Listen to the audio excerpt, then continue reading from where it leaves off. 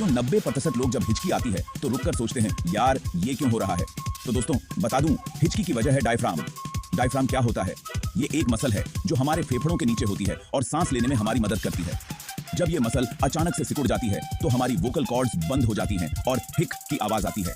लेकिन सवाल ये है कि ऐसा होता क्यों है? तो इसके पीछे कई कारण हो सकते हैं, जैसे तेजी से खाना, बहुत हंसना या फिर अचानक तापमान बदलना। और कभी कभी तो हिचकी बिना बताए ही आ जाती है, बिल्कुल वैसे जैसे आपके दोस्त बिना बताए घर आ जाते हैं। अब हिचकी रोकने के लिए क्या करें?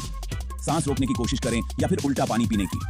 अगली बार जब हिचकी आए तो घबराइए मत, ये बस आपके शरीर का थोड़ा सा मजाक करने का तरीका है। तो अब आप जान गए हैं हिचकी के पीछे का राज। अगली बार किसी को इंप्रेस करना हो तो ये ज्ञान बांट दीजिए।